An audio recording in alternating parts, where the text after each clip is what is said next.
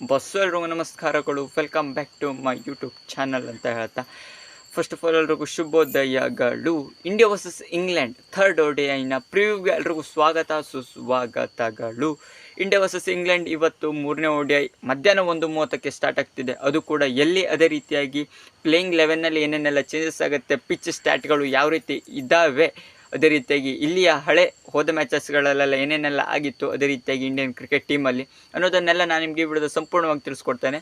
ಅದಕ್ಕೂ ಮೊದಲಾಗಿ ಚಾನಲ್ನ ವಿಸಿಟ್ ಮಾಡ್ತಿರೋ ಹೊಸಬ್ರಾಗಿದೆ, ಇನ್ನೂ ಸಬ್ಸ್ಕ್ರೈಬ್ ಮಾಡ್ಕೊಳ್ಳೋದೇ ನೋಡ್ತಾ ಇದ್ದೆ, ಸಬ್ಸ್ಕ್ರೈಬ್ ಮಾಡ್ಕೊಂಡು ನೋಟಿಫಿಕೇಶನ್ ಆನ್ ಮಾಡ್ಕೊಳ್ಳೋದನ್ನು ಮಾತ್ರ ಮರಕ್ಕೆ ಹೋಗಬೇಡಿ ಅಂತ ಹೇಳ್ತಾ, ಬನ್ನಿ ಇವತ್ತಿನ ಪ್ರಿವ್ಯೂ ಯಾವ ರೀತಿ ಇರುತ್ತೆ ಇಂಡಿಯಾ ವರ್ಸಸ್ ಇಂಗ್ಲೆಂಡ್ನ ಥರ್ಡ್ ODIನಲ್ಲಿ ಏನೇನೆಲ್ಲ ಆಗಬಹುದು ಅನ್ನೋದನ್ನು ನಾನು ನಿಮಗೆ ತಿಳಿಸ್ಕೊಡ್ತೇನೆ. ಮೊದಲೇದಾಗಿ ಇವತ್ತು 1:30ಕ್ಕೆ ಅದು ಎಲ್ಲಿ ಆಗ್ತಿದೆ ಅಂತ ಹೇಳಿದರೆ, ಇಂಡಿಯಾದ ವರ್ಲ್ಡ್ ಬಿಗ್ಗೆಸ್ಟ್ ಸ್ಟೇಡಿಯಂ ಆಗಿರುವಂಥ ನರೇಂದ್ರ ಮೋದಿ ಸ್ಟೇಡಿಯಂನಲ್ಲಿ, ಗುಜರಾತ್ನ ಅಹಮದಾಬಾದ್ ಸ್ಟೇಡಿಯಮಲ್ಲಿ ಆಗ್ತಿರೋದು ಇವತ್ತಿನ ಮ್ಯಾಚ್ ಅಂತಲೇ ಹೇಳ್ಬೋದಾಗಿದೆ. ಥರ್ಡ್ ODI ಒಂಥರ ಇಂಡಿಯಾಗೆ ಸಿಕ್ಕಾಪಟ್ಟೆ ಸೆನ್ಸೇಷನಲ್. ಯಾಕಪ್ಪ ಅಂತ ಹೇಳಿದರೆ 2023 ODI world cup final ground ಇದೇ ಆಗಿತ್ತು ಅಂತಲೇ ಹೇಳ್ಬೋದಾಗಿದೆ. ಅಲ್ಲಿಂದ ನಮ್ಮ ಇಂಡಿಯನ್ ಟೀಮ್ ODI ಫಾರ್ಮೆಟ್ನ ಮೊದಲ ಮ್ಯಾಚ್ ಇದು ಆಟ ಆಡ್ತಿರೋದು ಇಂಡಿಯಾ, ಅದೇ ರೀತಿಯಾಗಿ ಇಂಗ್ಲೆಂಡ್.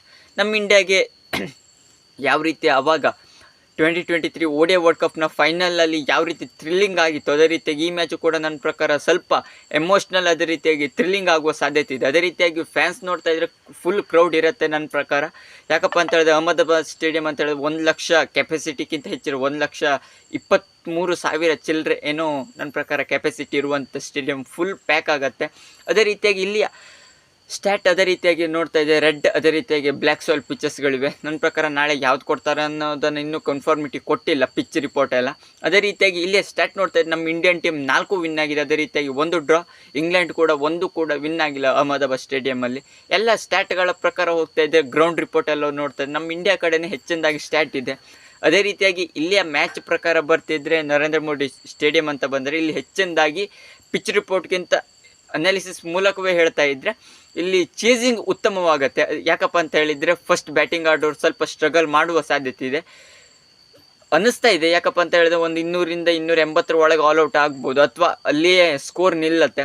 ಒಟ್ಟಿನಲ್ಲಿ ಚೇಸಿಂಗ್ ಆದರೆ ನನ್ನ ಪ್ರಕಾರ ಈಸಿ ಆಗಬಹುದು. ಹೋದು 2 ಮ್ಯಾಚಸ್ಗಳು ಕೂಡ ಚೇಸಿಂಗಲ್ಲೇ ನಮ್ಮ ಇಂಡಿಯನ್ ಟೀಮ್ ವಿನ್ ಆಗಿದ್ದು. ಬಟ್ಲರ್ ಅವರು ಕೂಡ 2 ಮ್ಯಾಚಲ್ಲಿ ಟಾಸ್ ವಿನ್ ಹಾಕ್ಕೊಂಡು ಫಸ್ಟ್ ಬ್ಯಾಟಿಂಗ್ ಆಡಿದ್ರು. ನಮ್ಮ ಇಂಡಿಯನ್ ಟೀಮ್ಗೆ ಈಸಿಯಾಗಿ ಚೇಸಿಂಗಲ್ಲಿ ಇಂಡಿಯನ್ ಟೀಮೇ ವಿನ್ ಆಗಿತ್ತು 2 ಮ್ಯಾಚಸ್ಸಲ್ಲೂ ಕೂಡ. ಈ ಮ್ಯಾಚಸ್ಸಲ್ಲಿ ಟಾಸ್ ಇಂಪಾರ್ಟೆಂಟ್, ನಮ್ಮ ಇಂಡಿಯನ್ ಟೀಮ್ಗೇನು ಇಂಪಾರ್ಟೆಂಟ್ ಆಗಲ್ಲ. ಯಾಕಪ್ಪ ಅಂತ ಹೇಳಿದ್ದು ಸೀರೀಸ್ ಡಿಸೈಡರ್ ಏನಲ್ಲ, ನಮ್ಮ ಇಂಡಿಯನ್ ಟೀಮ್ ಮೊದಲೇದಾಗಿ ವಿನ್ ಆಗಿದೆ ಸೀರೀಸ್ ಕೂಡ. ಇದೊಂಥರ ವೈಟ್ ವಾಶ್ ಆಗುವ ಸಾಧ್ಯತೆ ಏನಾಗುತ್ತೆ ಅನ್ನೋದು ಕ್ಯೂರಿಯಾಸಿಟಿ ನಮ್ಮ ಇಂಡಿಯನ್ ಫ್ಯಾನ್ಸ್ಗಳಿವೆ ಇದೆ ಅಂತಲೇ ಹೇಳ್ಬೋದಾಗಿದೆ. ಮತ್ತೇನಪ್ಪ ಅಂತ ಹೇಳಿದ್ರೆ ಇಲ್ಲಿ ಸ್ಟಾರ್ಟ್ ನೋಡ್ತಾ ಇದೆ, ಚೇಸಿಂಗ್ ಉತ್ತಮವಾಗುತ್ತೆ.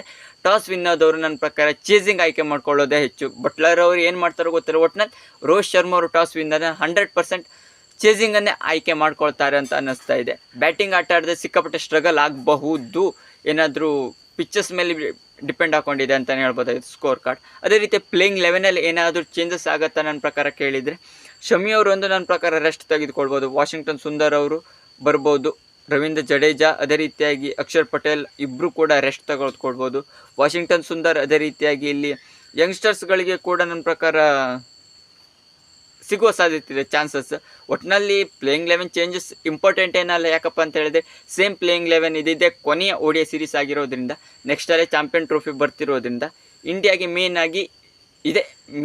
ODI ಪ್ಲೇಯಿಂಗ್ 11 ಥರವೇ ಆಟಾಡಬೇಕು ಅಂತ ಅನ್ನಿಸ್ತಾ ಇದೆ.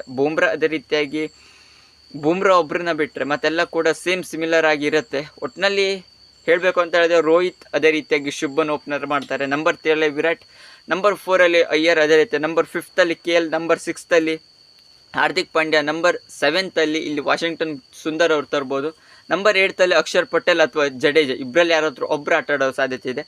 ನಂಬರ್ 9 ಇಲ್ಲಿ ಕುಲ್ದೀಪ್ ಯಾದವ್, ಅದೇ ರೀತಿ ನಂಬರ್ 10 ಶಮಿ ಅಥವಾ ಹರ್ಷದೀಪ್ ಸಿಂಗ್ ಅವ್ರು ಬರ್ಬೋದು. ನಂಬರ್ 11 ಹರ್ಷಿತ್ ರಾಣಾ ಅವರು ಬರ್ಬೋದು, ಅಥವಾ ಶಮಿ ಅವ್ರ ಜಾಗದಲ್ಲಿ ವರುಣ್ ಚಕ್ರವರ್ತಿ ಅವ್ರನ್ನ ಪ್ರಮೋಟ್ ಮಾಡ್ಬೋದು ಅಂತ ಅನ್ನಿಸ್ತಾ ಇದೆ.